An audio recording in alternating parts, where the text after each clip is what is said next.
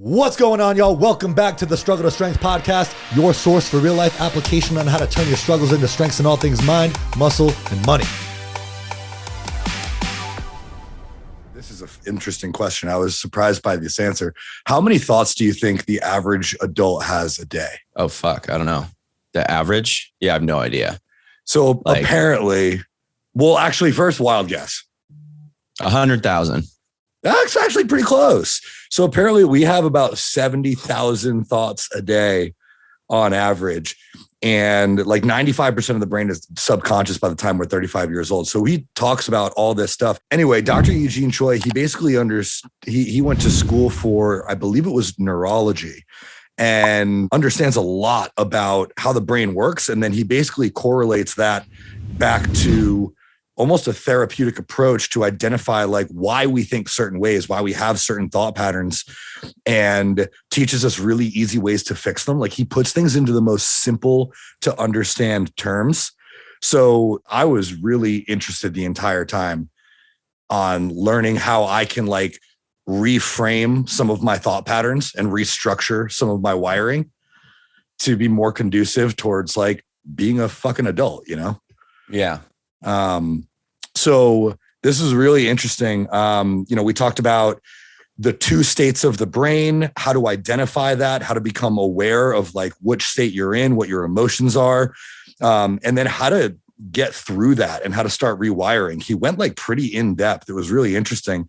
And obviously at the end of the show, he has some resources that we can use to learn more about it, but definitely something that I'm interested in working with in the future. So I loved this episode. I think anybody who listens to it is going to get a lot out of it, especially if you're into, neurohacking, if you're into optimizing brain function, or if you're into learning more about how you can rewire old thought patterns. If you struggle with your mental health, if you struggle with anxiety, depression, things like that, this will teach you how to respond rather than react, which I think is a really important skill. Yeah, that's huge. Yeah. So awesome. Yeah. So y'all, I mean, I took a ton of notes while we were doing this episode. Highly recommend you guys too. So grab your notebooks. Enjoy Dr. Eugene Choi. That's great, man. I'm glad you're enjoying California. How long have you been out there? I moved in 2013. Okay, cool. Nice. Yeah. So you spent quite a bit of time out there then. Yeah. Went from filmmaking to back to pharmacy to business coaching for a while, grew my experience with that. And then now I just run my business full time, my personal business full time. Yeah. Business coaching and performance coaching.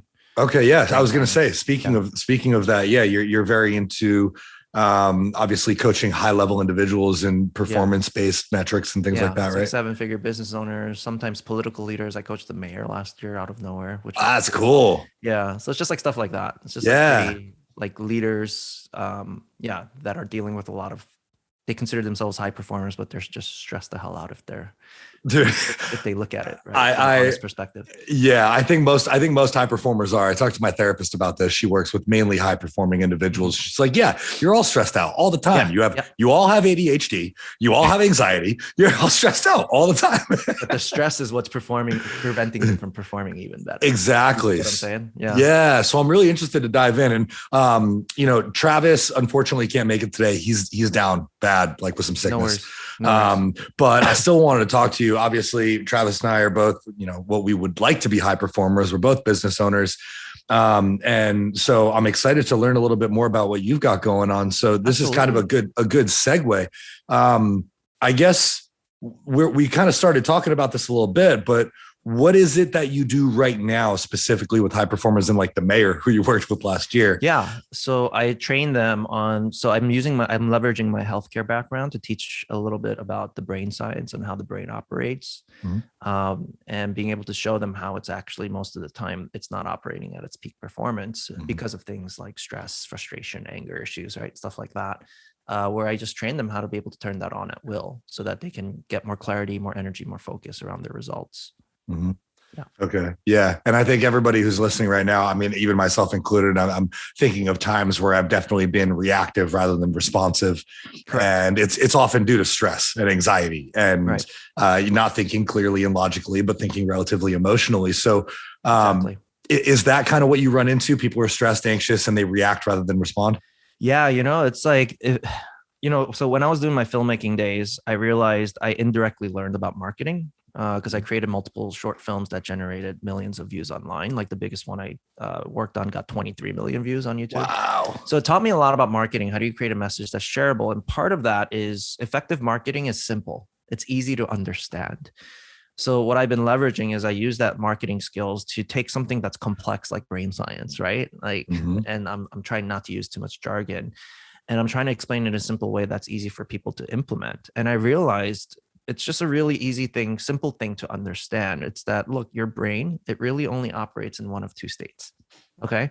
It operates in a state of survival, or it operates in what I call an executive state. The executive state is where your superpowers come from, your critical thinking skills, your problem solving skills, your empathy, your creativity, your intuition. And the big surprising thing was that we're in this survival state because you have to understand it's either one or the other. When one is on, the other's off. Okay. Yep. The only point of a survival state is meant for when your life is actually in danger. Like imagine a tiger in front of you that's about to eat you. That's the only time you really need it, because it's a reactive mode where you're not thinking. You need to react without thinking, because if you start thinking, you might die, right? The problem is research shows that we're in the survival state where we're getting cut off from our creativity, right? Our problem solving skills for about 70% of our adult lives on average. And the reason for this is because we're not surviving from saber-toothed tigers on a daily basis anymore, but we're surviving from emotions that don't feel good, that feel uncomfortable, because the brain perceives it as a threat, because there's research that shows emotional pain can be just as painful as physical pain. So when you look at and examine how often you feel these emotions, anxiety, frustration, anger, stress, it's literally going to trigger that part of your brain that's reacting without thinking. And we do this on a daily basis for many reasons, right? You look at the news, it's like school shootings, dramatic politics, the pandemic, of course. It could be because of culture, how we grew up, toxic masculinity, what they tell you it is to be a man, right? Like you need to, stuff down your emotions and not show them because it's weak. So we have all these reasons to enter into a state of survival. And the thing is, what I realize is most people don't even realize that why this is true. Like they're just sitting there going, oh, I can see what survival is. It's like this. Yeah, I am angry all the time. I am sad all the time. I am stressed all the time. And the thing I realized was, oh, if people can just identify what it actually looks like in their daily life, they have the power to change it. It's a lot of people I just found is just not aware to a deeper level of what survival actually looks like in their daily life. And the way I like to explain it is, look, if you have a piece of broccoli stuck between your teeth, how do you have the power to change it, right? Remove it, unless it comes into your awareness. Someone has to point it out to you, or you see it in the mirror. So that's what I've been doing. I've been showing people what does survival actually look like. Because in a life-threatening scenario, it's obvious. It's what's called a fight, flight, freeze response, right? That's the only three things your brain knows how to do when it's scared, okay? It knows how to fight, flight, freeze without you thinking about it. So the thing to understand is, in a life-threatening scenario, is you pick up a weapon to physically fight. You flee by running for your life and fly, or you play dead in freeze, where possums are famous for doing this because their predators like their food alive, so they play dead to survive. But most people don't realize we still do the same fight, flight, freeze on a daily basis. We just don't know what it looks like. So for example, what does fight look like? The more obvious ones are, someone says something hurtful to you and you get upset, now you're fighting. Or us being from the East Coast, you've seen road rage, I'm sure, right? Where someone gets so pissed off, they're trying to cut that other person back off because their ego got hurt. And they're not considering the safety of the other cars around them when they're driving that way, right? So that's a fight response that's more obvious. What most people don't realize is the subtle fight responses. The need to be right is a fight response, by the way. The need to prove oneself is a fight response. People pleasing is a fight response. And that's when you think about these things. Perfectionism is a fight response. And then you have to ask yourself, well, what are you fighting for then? Why the need to fight for those things, to be perfect, to accomplish more? It's because we're surviving from some sort of belief about ourselves that we're scared about. I'm not good enough, right? I don't matter. My voice doesn't matter. And I give examples of this because some people spend their whole lives not realizing they're in this mode. Because remember, when you're in this mode, you can't function. Your critical thinking skills are off. Your problem solving skills are turned off. I remember one client was sharing with me, he's just like, I was sharing the fight response with him. Because by the way, a lot of high performers are fighters. So entrepreneurs, business leaders, high performers, they're all fighters. So I remember talking to this client. He was in his 60s, had everything you could imagine, multi-million-dollar business, the beautiful home, the beautiful family. And he's still going like, why am I still unhappy? And I'm talking to him about this fight, flight, freeze response. He's like, oh my God, my whole life I've been fighting. I'm like, yeah, for what? To prove that I'm better than my older brother. Everyone always compared me to him because he was an NFL football player. And his football coach in high school literally told him, stop trying. You're never going to be as good as him. So he spends his whole life fighting to accomplish more, but it always leads to burnout and a lack of fulfillment. Because what fighting is you keep your head down and you just keep working. And next thing you know, decades have passed by, you put your head up for a moment and you go, how did I get here? Where I wanted to be was over there. How did I get so far from where I wanted to be? Does that make sense? You realize you climbed the wrong mountain. That's what happens when we're in fight. And I remember another client would debate with me. He's like, no, you need that fight mode. You need, because hustle culture, right? Like you need that fight mode to accomplish more. And I was just like, okay. And I was just like, well, based on the science, the only time you really need that fight mode is if you're actually in danger, like you're about to die. Otherwise, it tends to work against you. It doesn't work for you. And he's like, you don't understand. I hit rock bottom before. I ran out of money. My second wife left me because she cheated on me. I was still responsible for over $2,000 a month in child support. And I had nothing left in the bank, to the point where you had to get the coins right from the house and go to that coin machine at the market where they still take a cut of that money right from you. And all he had left was $5. And he was with his son, and his son's like, I want ice cream. And he was like, I was so pissed off that day. I'm like, why? Because your son's asking for ice cream? He's like, no, because I didn't have enough money for my own ice cream. And he was like, that was the day that I had to fight my ass off. Every single day I was fighting. And the way he described it was, I had to put my head down, my shoulder up. I was bashing through brick wall to get to where I'm at today. Because he reached the Inc. 5000, multi-million-dollar business, made it to that list on the Inc. 5000 fastest growing company in America. And I just posed it as a question. I was like, look, this is not about what you should have, would have, could have done, but what if when you teach yourself to get into executive state, because your creativity turns on, your problem solving skills turn on, right? Your critical thinking skills turn on. Even if it's just for a moment, you get out of that fight mode and you're able to put your shoulders down and your head up for a moment, even if it's just for a moment, to relax. And then you have this big aha moment. These brick walls you felt like you had to bash through were only 3 feet wide. Meaning, why were you bashing through them? There were so many other options. When you're in survival, you literally develop tunnel vision. You see what I'm saying? You literally develop tunnel vision, because if you're in front of a tiger that's about to eat you, you're not sitting there going, let me look at all of my surroundings, right? You're just focused on the threat. And you prevent yourself from seeing any other options because you feel like you're backed up against the wall with no options. So that's where the saying, think, work smarter, not harder, comes from, is if you can get into an executive state, you can work smarter, not harder. You can find faster ways to the solution. So anyway, that's a long-winded way of fight, because high performers are big fighters, by the way. They tend to be fighters, and we need to realize this in ourselves, because then we're not working smarter. We're just working harder. What if there were better solutions, right? More efficient options. Flight is things like, more obvious ones are like procrastination, right? It's we're fleeing from the task we could do right now that can help us get the result we want, because of, what if I do this, I make a mistake? What will people think of me if I do it wrong? I'm not ready. Whatever reason we give ourselves to not do the thing, it's the fleeing mechanism. Does that make sense? We do it without thinking. Where it gets more subtle and insidious is when we start numbing ourselves.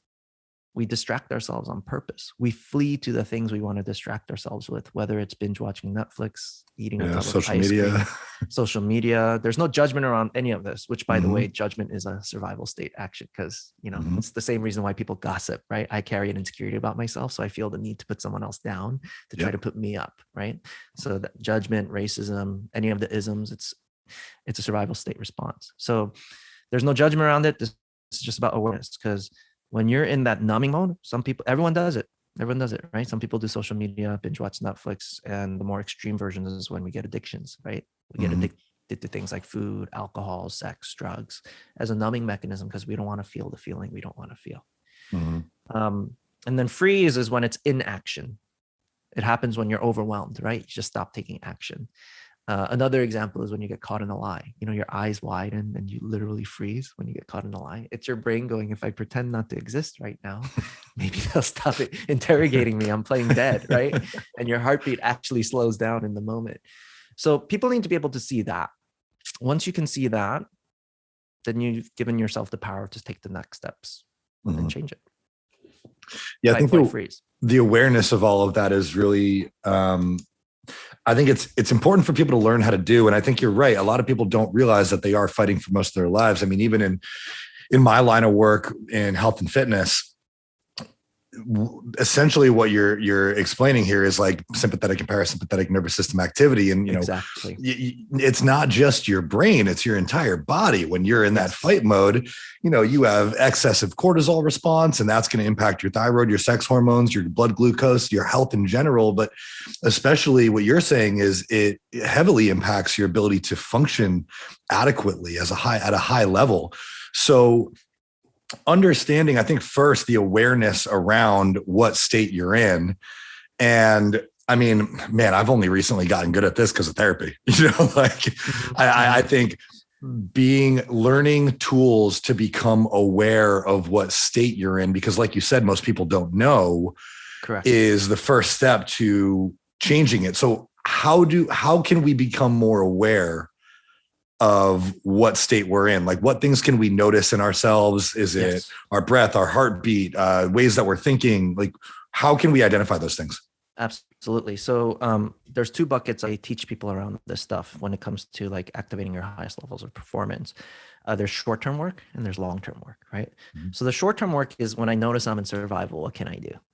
Right. So I'll share two tips on this interview. So the first tip I give to people is just make it a habit of labeling your emotions. I'm feeling sad, I'm feeling frustrated, I'm feeling anxious. And there's research behind this. UCLA did a study where they had a group of people come, tied brain scans to their heads, and they would show these individuals photos of people's faces in survival emotions, right? Emotions that don't feel good, right? Sadness, anxiety, depression, frustration.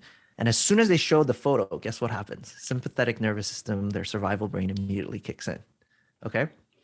So then the researcher would ask the participant, hey, can you tell me what emotion you're seeing on this photo? And they're like, oh, that's easy. That's anxiety. That's sadness. That's frustration. As soon as they labeled the emotion, guess what happened? Survival brain turned off. Executive brain turned on. Really? Why? Because to label something, don't you have to think about it? When you're in survival, you cannot think. You see what I'm saying? If a tiger's in front of you about to eat you, you're not sitting there going, I want to learn something new. You literally cannot think.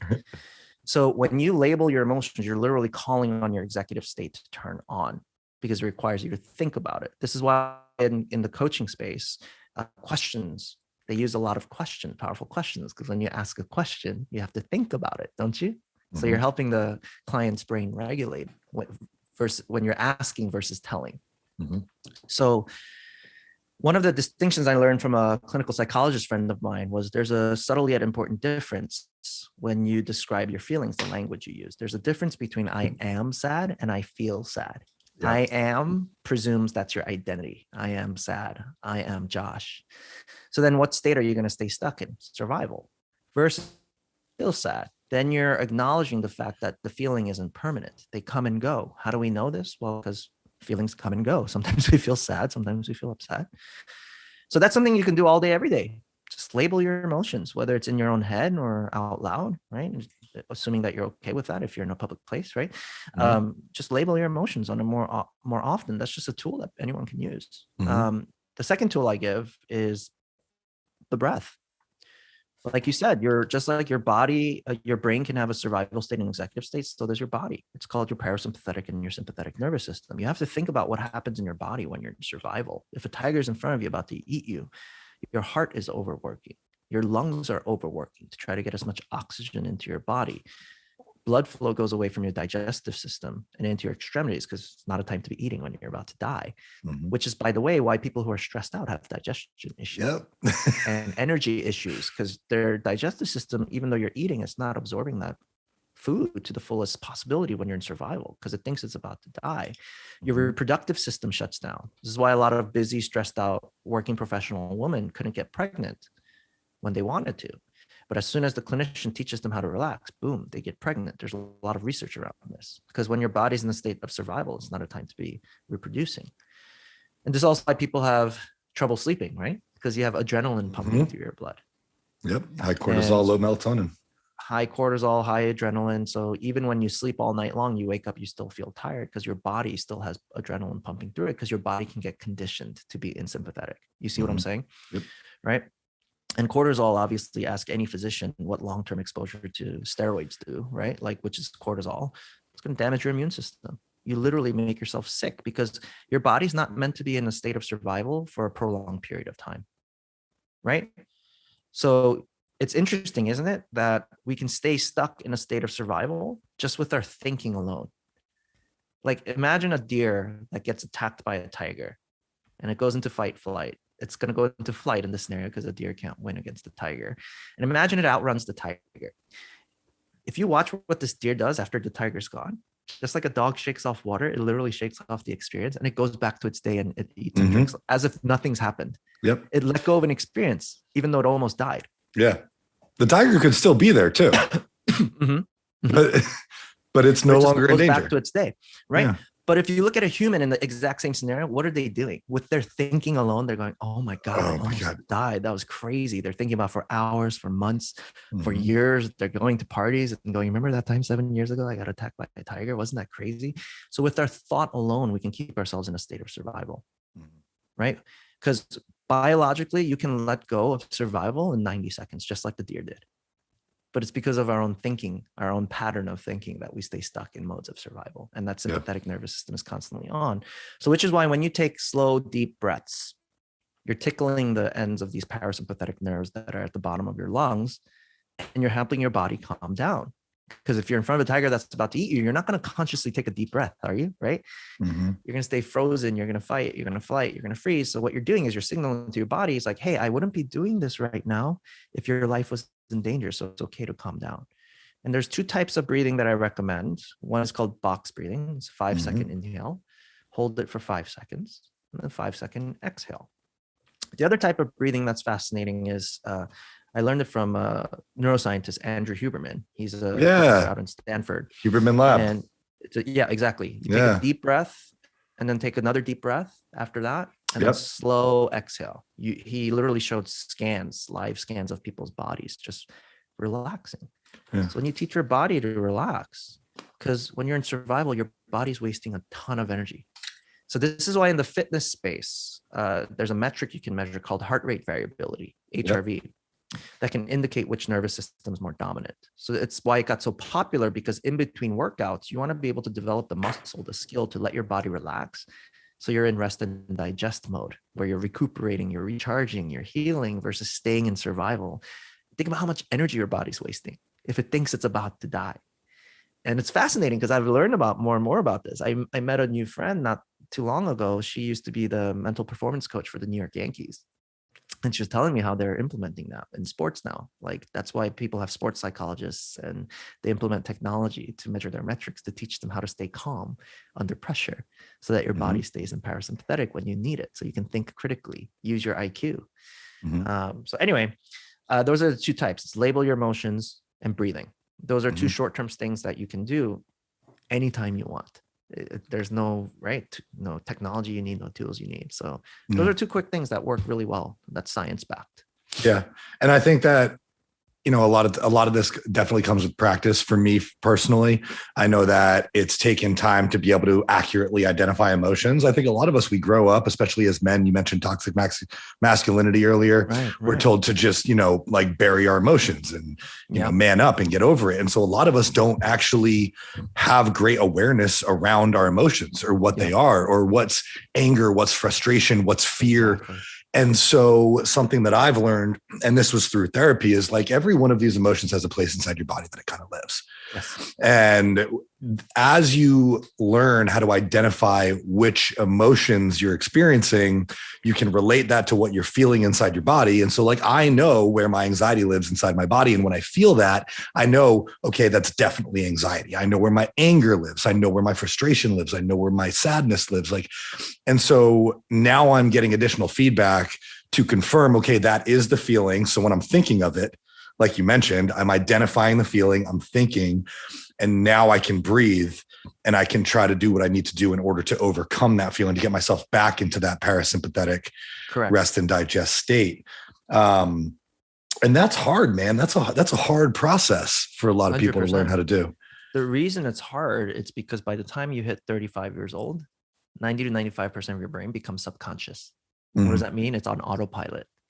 So just like you're not walking down the steps anymore going, I need to put my left foot forward, my right foot. We're not doing that. You do it without thinking. You see what I'm saying? Mm-hmm. So your body and your brain can get conditioned to be on autopilot, to feel a certain way every day, to think a certain thought every day. You know, research shows we think 70,000 thoughts a day. 90 to 95% of those thoughts are the same thoughts every day. And the majority of them is a negative thought about yourself. So what state are you going to go in when you're carrying negative thoughts about yourself?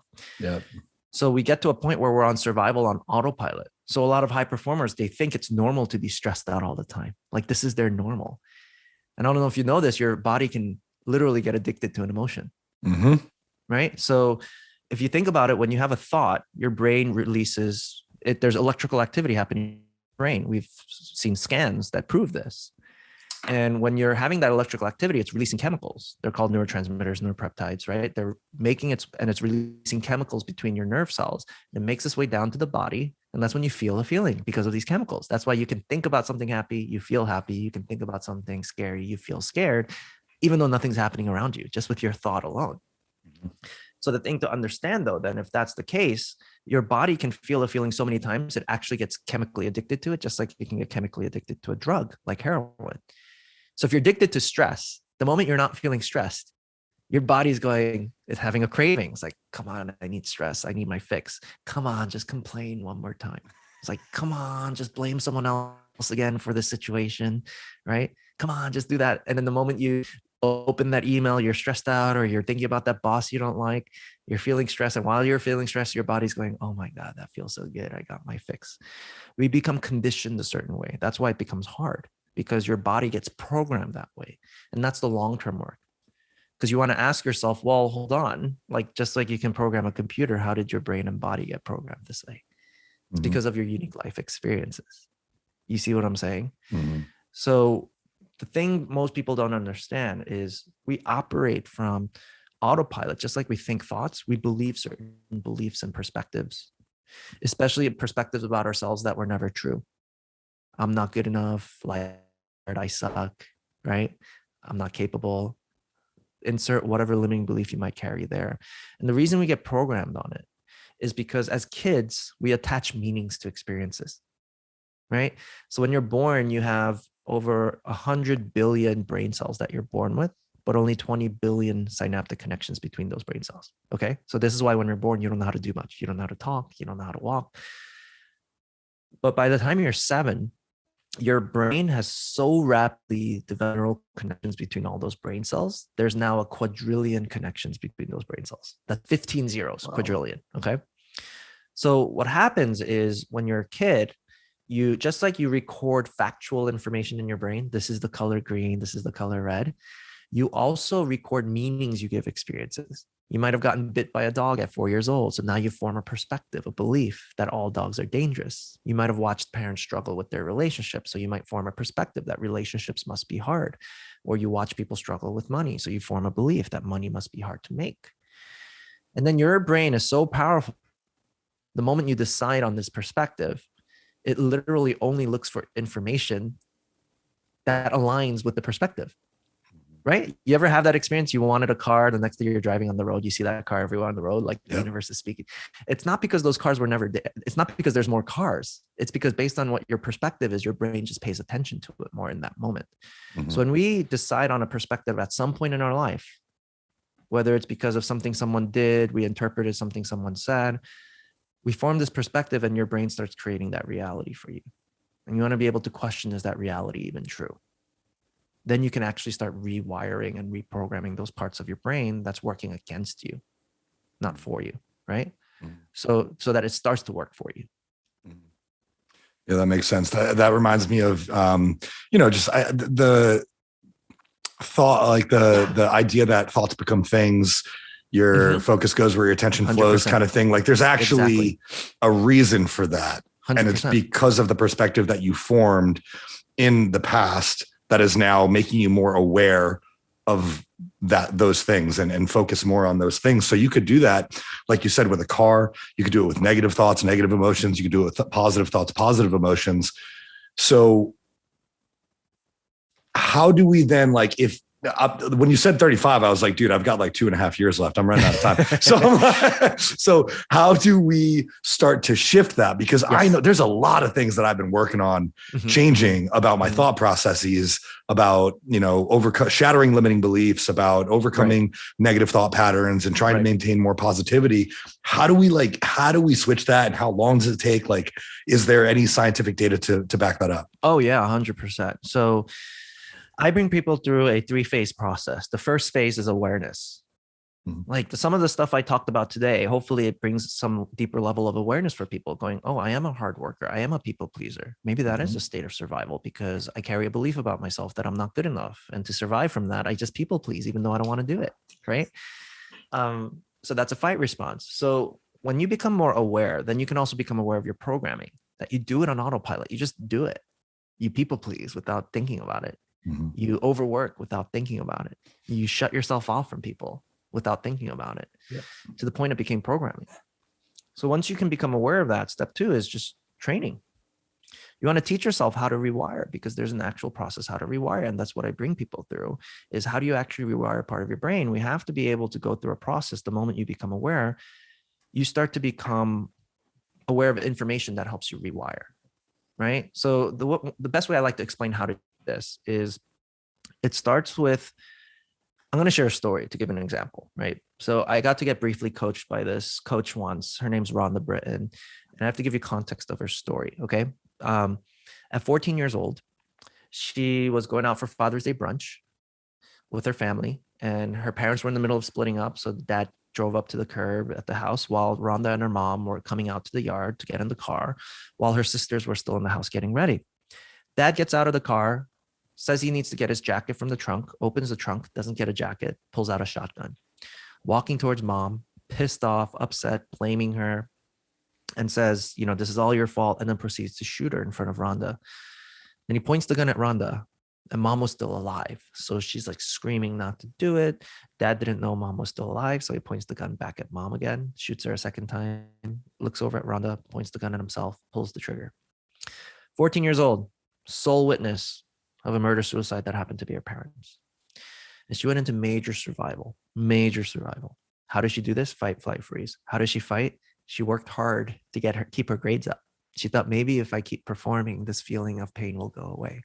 She fought to get rid of the feeling. How did she flee? She became an alcoholic. And she also tried to take her own life 3 times. That's the biggest form of flight, isn't it? Suicide. And how does she freeze? There are times you wake up in the morning, you don't want to get out of bed. You just freeze. But she turned her life around one day. She became this amazing coach. She became such an amazing coach that she ended up with her own television realities in the 90s that won an Emmy Award. And she's been on Oprah not once, but twice. And I share her story because she said something that really shook me. She said, until you're willing to be wrong about everything you know, nothing will ever change. Until you're willing to be wrong about everything you know, nothing will ever change. And I'm not trying to say that everything you know is wrong. I'm highlighting the word willingness. And that taught me a huge lesson. Rhonda was willing to be wrong about her beliefs, that life sucks, no one's supporting her, that she's not good enough, that she's all alone in the world. She was willing to be wrong, and that's the very thing that helped her shatter free from her limiting beliefs. You see what I'm saying there? Mm-hmm. So the moment you become willing, then you're able to do the next thing, which is take ownership. So when you take ownership, now you're willing to train yourself and learn what it takes to be able to rewire your brain. And ownership is such a cliche word, so I need to define ownership means too. And I'll share another story about what ownership means. I remember I used to say this phrase to my daughter when she was around 3 years old. When she's not listening to me, I would say things like, you're making me really mad right now. You see what I'm saying? So that's what I would say to her. Mm-hmm. So knowing the stuff I do know now about the brain and how it works, I'm sitting there going, man, how would a 3-year-old interpret my words? Number one, she might believe there's such a thing now that she can cause someone else's emotions. She's making daddy mad, which, by the way, is totally untrue. And I'll prove it to you why. You can never make somebody else mad. And number two, Whoa, daddy's mad. And when daddy's mad, it feels scary and it feels like he doesn't love me because he's being so scary right now. So therefore, I might form a belief because I believe I can make people mad. I'm afraid of making people mad. You following me so far, right? So I'm sitting there going, oh man, how might this impact her as an adult one day? I'm like, what if she has that unethical boss that overworks her? And because she's afraid of making the boss mad, she gives in and doesn't hold her boundaries. She'll just overwork, even though it means sacrificing her mental health and probably her physical health too over time. You know what the thing that really got me was, I'm like, oh my God, what if she ends up in a relationship one day, maybe with some boy, and he's pressuring her to sleep with him? And she doesn't want to. And because she's afraid of making him mad, she'll people please, right? As a survival response, and do it even though she doesn't want to. She won't hold her boundaries. So that one really got me. That's when I was like, to the best of my ability, to a 3-year-old girl, I'm like, baby girl, you can never make anybody mad. The only reason daddy's mad is because of his own fears. Because the reason why I was getting mad was I held a lot of anger and resentment towards my father. He left us when I was a teenager. I used to think very angry thoughts. Like, if I'm ever a dad, I'm never going to be a shitty dad like him. So when my daughter's not listening, what's my survival brain doing? It's like, hey, she's not listening to you. You're being a bad dad, just like your dad. And fight, flight, freeze. Fighting is yelling, trying to control, getting angry.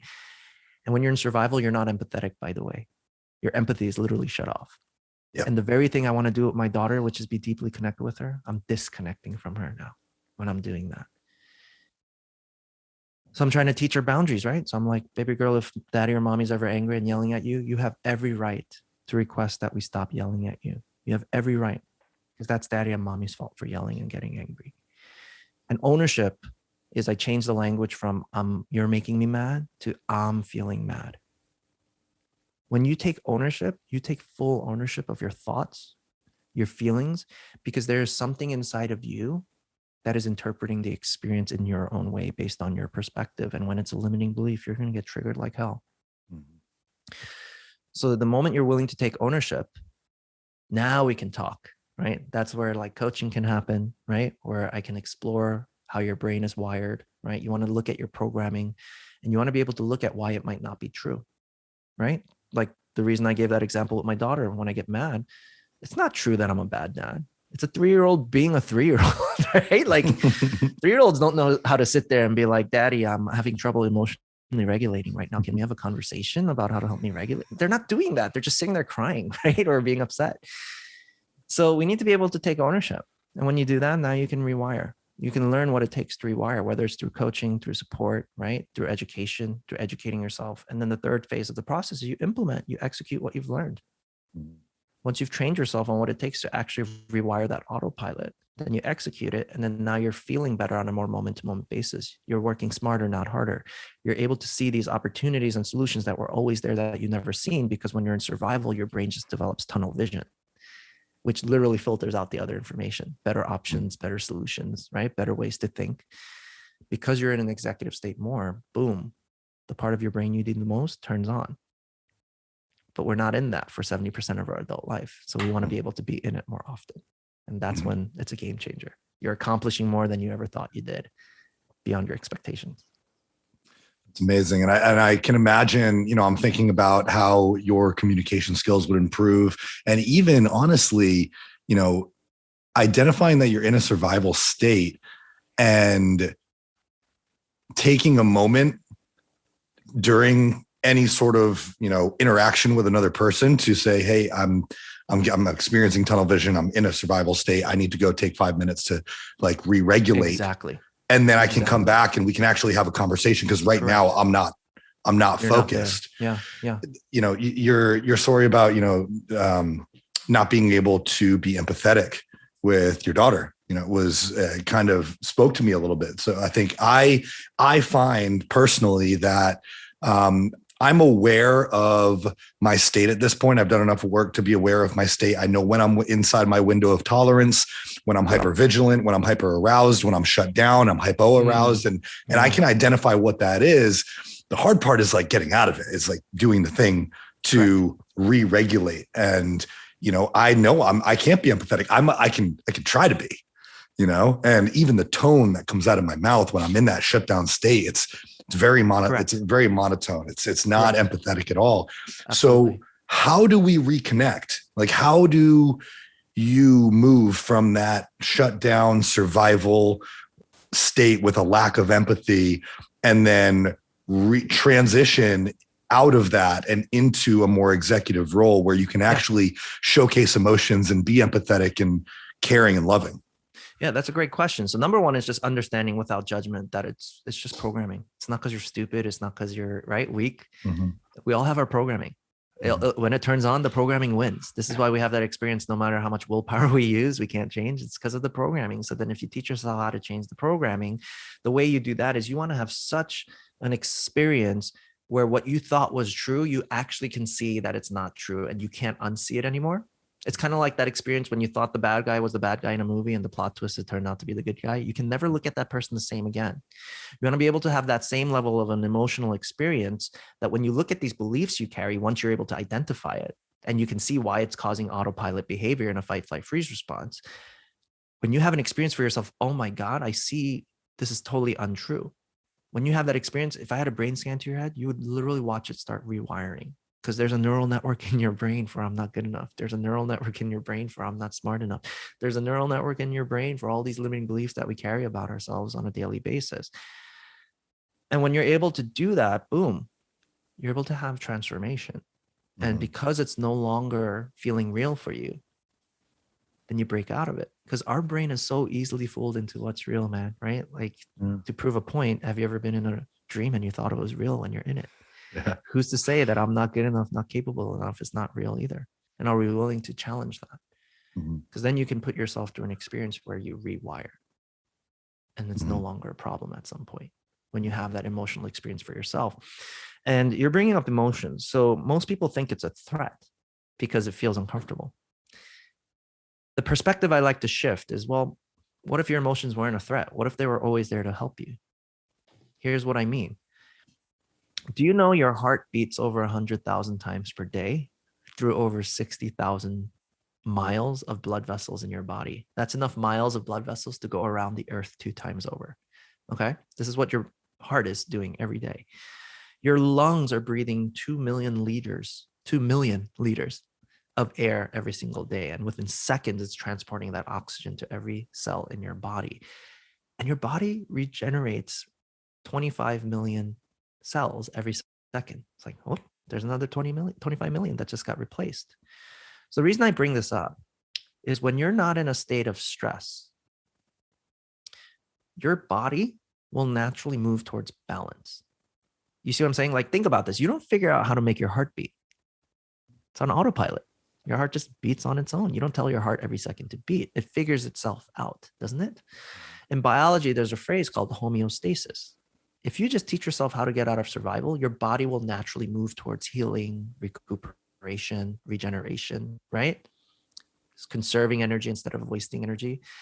So then my question I pose to people, if that's the case, if you would agree with me that your body is always, if you get out of your own way and get out of survival and get out of stress, your body will just naturally try to recuperate.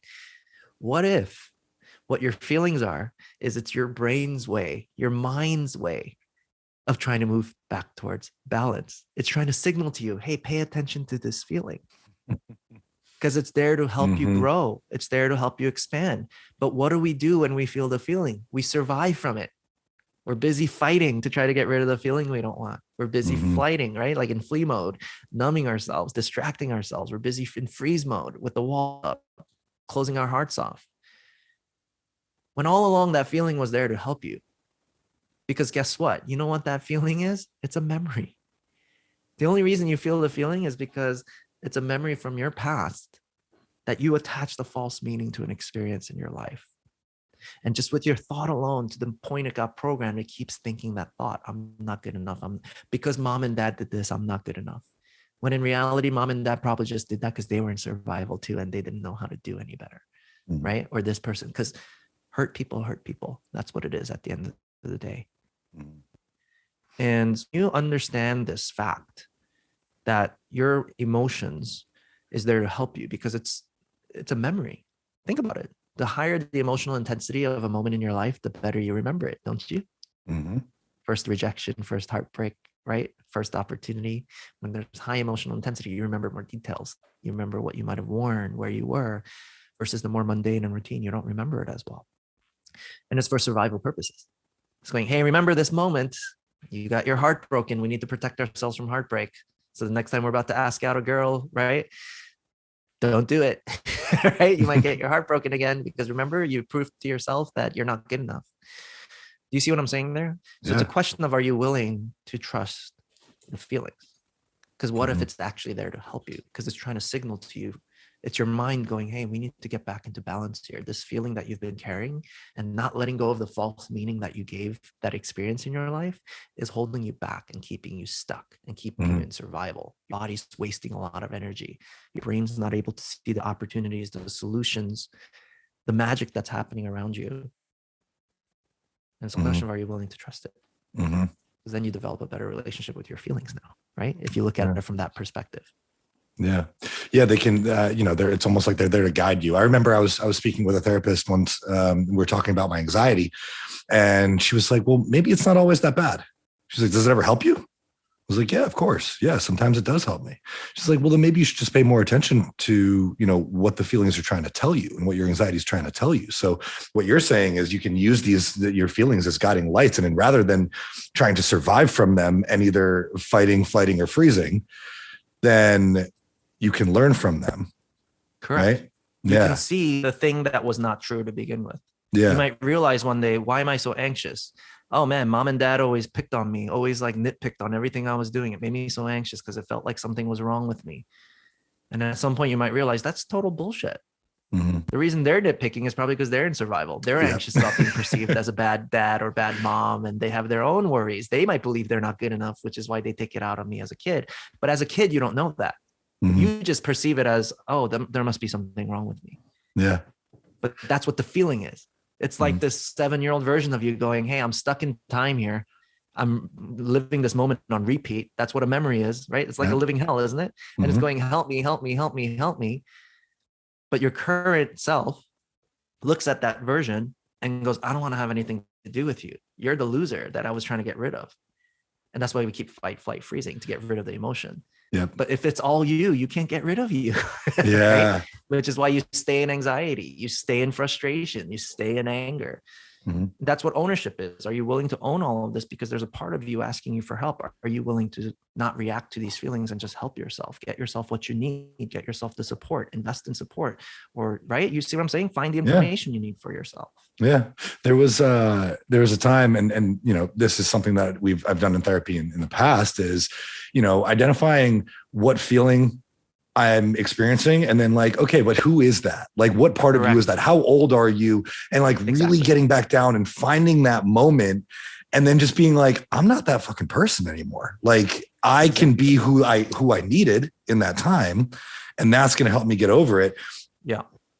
I imagine, and I think this is probably like the final piece, and probably all we have time for today, but I imagine there's some sort of, obviously we have the survival mode and executive mode, and we can create awareness around that. And the 3 phases are like establishing awareness, implementing our or starting our training, being willing to, accept ownership, and learn, and then implementing that. For the majority of the folks listening to this podcast, who I imagine a lot of what we've said has clicked for them today. A lot of what you've mentioned has clicked for them in some way, and they can think of things and experiences that they've had when they're now moving on after having listened to this podcast. Of course, they can reach out to you. Is there some sort of like, I keep on going to this like stop, drop, and roll kind of this thing of like, stop what you're doing. Be aware, identify the feeling, and then, implement some sort of breathing technique to come over it. Is there some sort of like easy to remember or best practice for when we find ourselves in that situation? Yeah. Everyone I talk to, I just encourage fight, flight, freeze, like make it a game. It's like, oh, there's my friend getting upset. He's going into this fight mode. It's like, oh, there's that road rage happening. There's a fight mode. Oh, there's my friend who's addicted to alcohol. He's in flight mode. He must be suffering. He's in pain for whatever reason for him to be constantly addicted to that alcohol. And it's this feeling of like you just stepped out of the matrix, whether it's in yourself or in people around you. And you can truly see how much survival exists around us. And when you see that, you don't judge as much, because now you understand the only reason this person's surviving is they're surviving from something. Their pain, their suffering, and you actually have compassion and empathy for people when they're being a jackass. You see what I'm saying? That. Yeah. And I can look at someone that's rude to me and I'm like, wow, who hurt you? Right? Yeah. It's just like, wow, that, and I won't tolerate it. I'll be like, look, I'm going to leave the room if you're going to talk to me that way. But look, whenever you're ready, I'll talk, and you can do it in a respectful way. And you still set boundaries. It doesn't mean tolerate like toxic behavior, but just make it a game. Get aware of it. Fight, flight, freeze, fight, flight, freeze. And when you get really good at that, you're going to get, at some point, you're going to be like, okay, so how do I reprogram this? And then you're ready to learn that. And then you take that to the next step. And one thing leads to the other. The next thing, you're a changed person. Yeah. It's funny. I feel like most of this episode, we've kind of been talking about how we can identify our own feelings. But this last really important piece that you touched on is kind of like the importance of being able to identify other people's feelings as well. Yeah.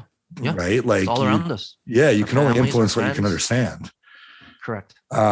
So yeah, making a game out of it, of identifying fight, flight, and freeze. I think that's a great way to continue to learn. Man, Dr. Choi, this has been a phenomenal conversation. This is like right up my alley. A lot of fun. It's exactly what I needed today, to be honest. So I'm really glad to have you on. I'm glad I can still make it. I wish Travis could, but obviously he'll listen to the episode. We'll fill him in on everything. How can we find you and learn more about you and your coaching? Yeah, absolutely. So I have a free training on my website. If you wanted to go into it, I give more kind of short-term tips on how to manage the survival state. So that's going to be on my homepage, destinyhacks.co. And I do have a podcast as well. I'm not as active on it now because I've been busy getting on other people's podcasts, but that's neurohackingpodcast.com. And I'm going to be adding more episodes over time on that as well, if you just want to kind of go deeper into geeking out on the science. Yeah, I love the science of it all. And honestly, it makes it a lot easier to feel like there's not something wrong with you. You know, 100%. I think awareness. I understanding that this is chemical imbalances, this is neurological connections, neural pathways. This is not something that's wrong with you. It's just what you've learned how to do. Correct. And you can change it. And that's what's exciting. 1 in 6 Americans, I have a background in pharmacy. 1 in 6 Americans are on some form of psychiatric medication, with antidepressants being the top prescribed and anti-anxiety medications being the second most prescribed. What's exciting about the science is we have this ability to just rewire, and you can get yourself out of anxiety. You can get yourself out of stress. But it doesn't serve the pharmaceutical industry to teach us how to do that. No. Right? More money in treatment than a cure. Very overprescribed. But anyway, that's what's exciting for me about it, is the science is a tangible way. You don't have to take my word for it. I can show you the information, right? Yeah. It's not just me, some guru trying to like pull things out of his butt and make things up. It's just like, I can show you science. Look what happens in your body. And doesn't it make sense? Yeah. Yep. I love that. And your coaching now, we can find more about that on destinyhacks.co. Yeah. Okay. If there's work that you want to do with me, I do one-on-one coaching based on what you're trying to accomplish. Yeah. So I work with a lot of high performers, leaders, sometimes political leaders as well. But yeah, you can reach out with any questions at all. I'm happy to answer. Wonderful. I love it. Well, thank you so much for joining us. And I thoroughly enjoyed it. I know the listeners did too. So to everybody listening, please give Dr. Choi a follow. Do you have an Instagram as well that you use, or is it pretty much just the website? I do. It's Eugene K Choi is the handle. Okay. If you want to see a bunch of pictures of my family. Of course. Well, always interested in learning as much as we can about people. So I'm definitely going to check out your website, check out your podcast. I know the listeners probably will as well. Absolutely. Thank you again for coming on, man. I really appreciate this. This has been phenomenal. Yeah, I had a lot of fun. Thanks so much for having me.